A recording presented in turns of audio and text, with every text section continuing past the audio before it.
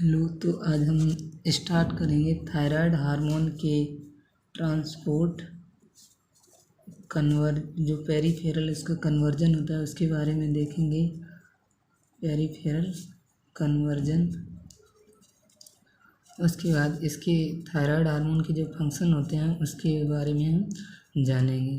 तो पीछे की क्लास का थोड़ा रिवाइज कराते हैं। थायराइड हार्मोन जो होता है इस तरह से, थायराइड हार्मोन में जो थायराइड के सेल होते हैं उसको फॉलिकुलर सेल उनमें होते हैं। फॉलिकुलर सेल इधर की तरफ ब्लड वेसल थी,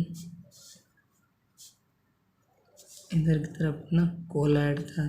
तो यहाँ से क्या हुआ था, आयोडीन की पहले क्या हुई थी, ट्रैपिंग हुई थी आयोडीन, फिर इधर पेंड्रेन ट्रांसपोर्टर से आयोडीन क्लोराइड जो चैनल थे इधर आयोडीन आई थी। आयोडीन I2 में कन्वर्ट हुई थी जो थायरोग्लोबुलिन से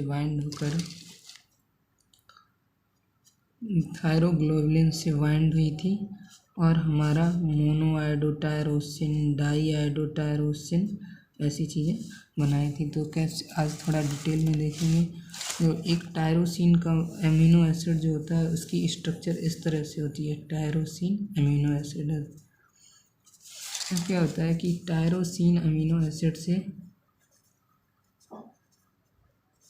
जब I2 बाइंड करता है थायरोक्सिन परऑक्सीडेज एंजाइम की उपस्थिति में, इसकी प्रेजेंस में अगर रिएक्ट करेगा, तो अगर हम इसमें देखते हैं ये टायरोसिन का मॉलिक्यूल है, एक टायरोसिन का मॉलिक्यूल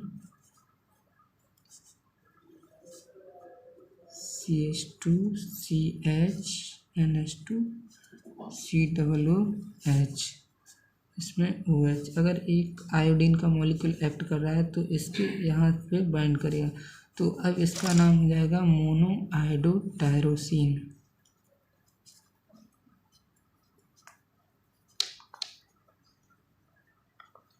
उसके बाद अगर इसमें दो आयोडीन अगर इसी जगह पे अगर एक और आयोडीन बाइंड कर गया होता है इधर की तरफ, तब हम इसको बोलते हैं डाईआयोडोटायरोसिन। अब क्या होता है कि जब मोनोआयोडोटायरोसिन से डाईआयोडोटायरोसिन बाइंड करता है तो बनता है ट्राईआयोडोटायरोसिन, और जब डाईआयोडोटायरोसिन के दो मॉलिक्यूल आपस में बाइंड करते हैं तो बनता है अपना टेट्राआयोडोटायरोसिन।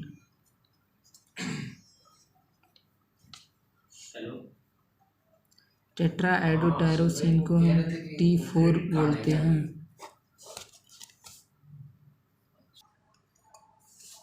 ये हमारा डाईआयोडोटायरोसिन की जब दो यूनिट आपस में रिएक्ट करेंगी तो ये T4 बनाएंगे। अगर T4 की स्ट्रक्चर, अगर हम स्ट्रक्चर को देखें तो T4 का पूरा जो नाम होता है हमारा 3,5,3-5- टेट्राआयोडोटायरोसिन। उसी तरह से T3 का नाम होता है 3,5,3- ट्राईआयोडोटायरोसिन।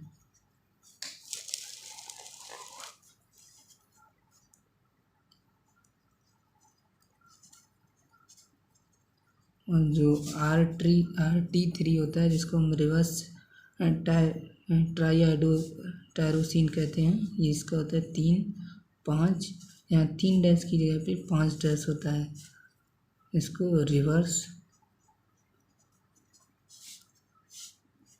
3,5,5 ट्राईआयोडोटायरोसिन। RT3 रिवर्स टायरोसिन होता है। तो अगर हम देखें कि जो पर डे होता है हमारा T4 जो हार्मोन है, जो थायराइड ग्लैंड है, T4 जो हार्मोन है इसको 80 माइक्रोग्राम पर डे सीक्रेट करती है, और T3 को 4 माइक्रोग्राम पर डे, RT3 को 2 माइक्रोग्राम पर डे सीक्रेट करती है। क्या होता है कि जो मैक्सिमम अमाउंट है T4 सीक्रेट किया जाता है, लेकिन T3 है T4 से 4 to 5 टाइम्स पोटेंट है। ये T3 T4 से 4 to 5 टाइम्स पोटेंट है। तो क्या होता है कि T4 का T3 में कन्वर्जन किया जाता है ब्लड वेसल में। तो इसको कन्वर्जन करने के लिए देखेंगे हम इसको पेरिफेरल, ये ब्लड वेसल में कन्वर्जन होता है इसलिए इसको पेरिफेरल कन्वर्जन बोलते हैं। अब पेरिफेरल कन्वर्जन के लिए अगर T4 से T3 बनाना है, T4 से T3 बनाना है तो ये हमारा 5' पोजीशन पे जो आयोडीन का मॉलिक्यूल लगा है उसको हटना चाहिए। तो उस एंजाइम का नाम क्या होना चाहिए, 5' डीआयोडीनेज। तो T4 से अगर हमारा T3 बन रहा है तो इस एंजाइम का नाम होगा 5' डीआयोडीनेज, क्योंकि इसमें 5' पोजीशन पे आयोडीन के 4 मॉलिक्यूल लगे हैं, इसमें 3 मॉलिक्यूल हैं। इसमें 5' पोजीशन पे एक आयोडीन का मॉलिक्यूल नहीं है, तो इसको हटाने के लिए 5' डीआयोडीनेज एंजाइम की ज़रूरत है।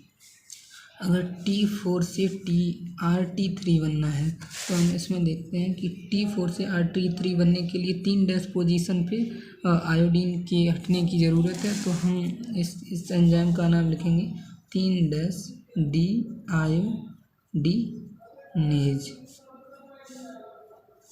ये हमारा एंजाइम हो गया।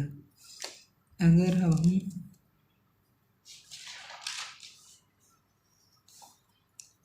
हम थायराइड हार्मोन के ट्रांसपोर्ट की बात करें तो थायराइड हार्मोन का ट्रांसपोर्ट हमारा थायरॉक्सिन बाइंडिंग प्रोटीन ट्रांसथायराइटिन एल्ब्यूमिन के द्वारा होता है। तो सबसे ज़्यादा इसमें जो प्रोटीन होती है हमारी एल्ब्यूमिन प्रोटीन के द्वारा एल्ब्यूमिन प्रोटीन होती है हमारी ब्लड में। उसके बाद ट्रांसथायराइटिन थायरॉक्सिन बाइंडिंग प्रोटीन। तो जो T4 हार्मोन का जो ट्रांसपोर्ट होता है वो सबसे ज़्यादा थायरॉक्सिन बाइंडिंग प्रोटीन से होता है। मैक्सिमम जो थायरॉक्सिन बाइंडिंग प्रोटीन है मैक्सिमम T4 हार्मोन है इसका ट्रांसपोर्ट करती है। एल्ब्यूमिन है ये T3 हार्मोन का मैक्सिमम ट्रांसपोर्ट करती है। तो ये हमारे कुछ हो गए। अगर हम यहाँ पे देखें जो मोनोआइडोटायरोसिन डाईआइडोटायरोसिन ये डाईआइडोटायरोसिन आपस में जब रिएक्ट करते हैं तो दो चीज़ें आपस में रिएक्ट कर रही हैं तो इस रिएक्शन को हम बोलते हैं कपलिंग रिएक्शन।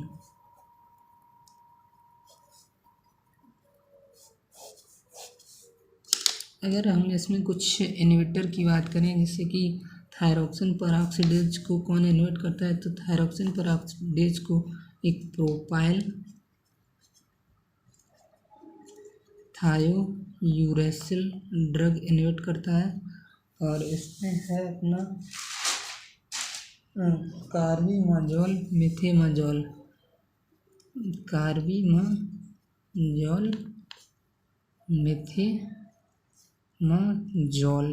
तो ये ड्रग क्या करता है थायरॉक्सिन परऑक्सीडेज एंजाइम को इनहिबिट करेगा। तो हमारा जो थायराइड हार्मोन है जिससे मोनोआइडोटायरोसिन डाईआइडोटायरोसिन ये नहीं बन पाएगा, जिससे हमारा जब इनकी कपलिंग नहीं होगी तो फिर इनका थायराइड हार्मोन भी नहीं बन पाएगा।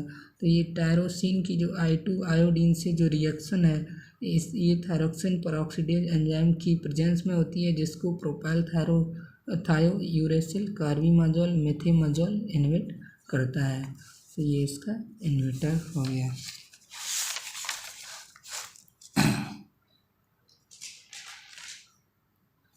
अगर हम कन्वर्जन की बात करें तो कितना कन्वर्जन होता है, जो T4 है per day 80 microgram per day secret होता है, जिसमें से जो 70 माइक्रोग्राम है पर डे 70 माइक्रोग्राम जो है ये अपना कन्वर्ट हो जाता है T3 में।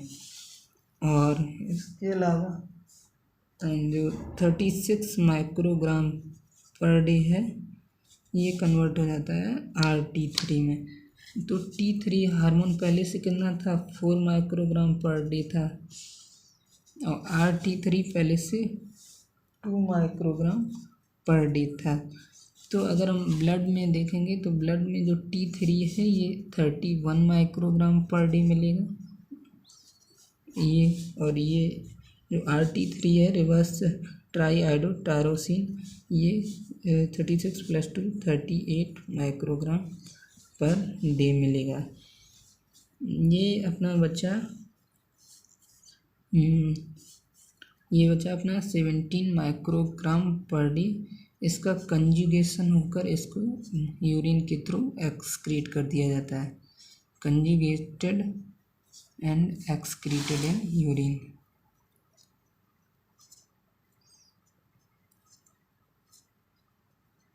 तो ये हमारा पेरिफेरल कन्वर्जन हो गया, जिसमें T4 से RT3, T3 कैसे बनेगा और T4 से T3 कितना बनता है और RT3 कितना बनता है।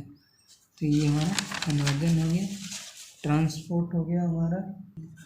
T3 और T4 हार्मोन में अगर हम डिफरेंस की बात करें तो हमें पता है कि जो T3 हार्मोन होता है, इस तरफ लिख लेते हैं T4 T3।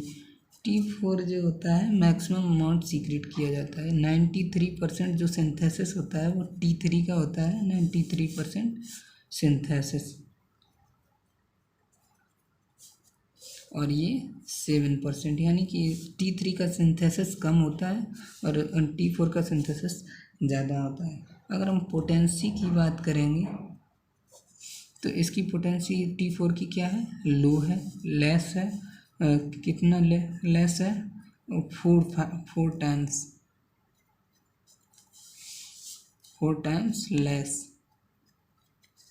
इसकी पोटेंसी है ज़्यादा है, मोर है पोटेंसी, कितनी, 4 टाइम्स मोर देन T4। तो ये इसके पोटेंसी की बात हो गई। अगर इसके एक्शन की बात की जाए तो जो T4 का एक्शन है ये स्लो है और T3 का एक्शन है ये फास्ट है। क्यों फास्ट है, क्योंकि जो इसकी जो एफिनिटी है रिसेप्टर से बाइंड करने की, एफिनिटी विथ रिसेप्टर, वो T3 की ज़्यादा है, मच एफिनिटी, लो एफिनिटी। इसकी T4 की एफिनिटी है ये कम है।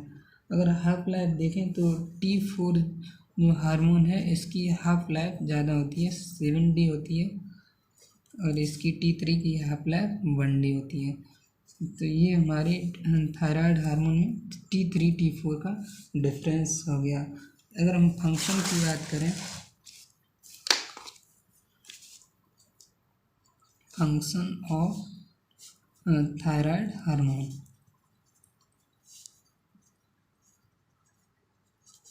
तो अगर हम CNS की बात करें, CNS पे इसका क्या इफेक्ट होता है, तो जो थायराइड हार्मोन होता है ये नर्व फाइबर न्यूरॉन्स के मैच्योरेशन में हेल्प करता है, तो हेल्प्स इन न्यूरॉन मैच्योरेशन। तो ये न्यूरॉन मैच्योरेशन में हेल्प करता है CNS में। अगर तो इसमें अगर हाइपोथायराइडिज्म, अगर थायराइड हार्मोन की कमी हुई तो ये क्या करेगा, मेंटल डिफेक्ट कॉज करेगा, मेंटल प्रॉब्लम कब करेगा, if thyroid hormone is less.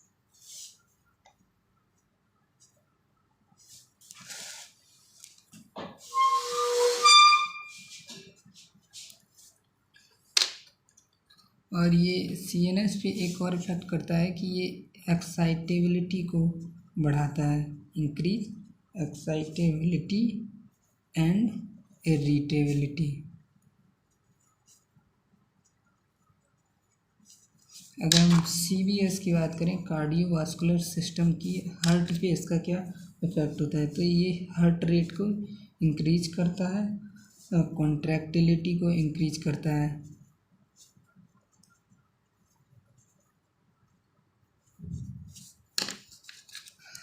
Growth की बात करें तो ये हमारी ये एक सिनर्जिस्टिक इफेक्ट दिखाता है ग्रोथ हार्मोन के साथ, यानी कि ग्रोथ हार्मोन और ये मिलकर के एक मतलब कि ग्रोथ को प्रमोट करते हैं, synergistic effect with growth hormone. ये क्या करता है, और अगर इसके अलग इफेक्ट देखें तो ये क्या करता है, बीएमआर को इंक्रीज करता है। अगर बीएमआर इंक्रीज करेगा तो अगर जैसे कि अगर हाइपरथायराइडिज्म हो गया जिसमें कि थायराइड हार्मोन ज़्यादा होता है तो क्या करेगा, वेट लॉस, ये ऐसी चीज़ें करवाएगा, हीट इंटॉलरेंस और कुछ करवाएगा। सो इफ वेट लॉस कब करवाएगा, इफ इंक्रीज थायराइड हार्मोन।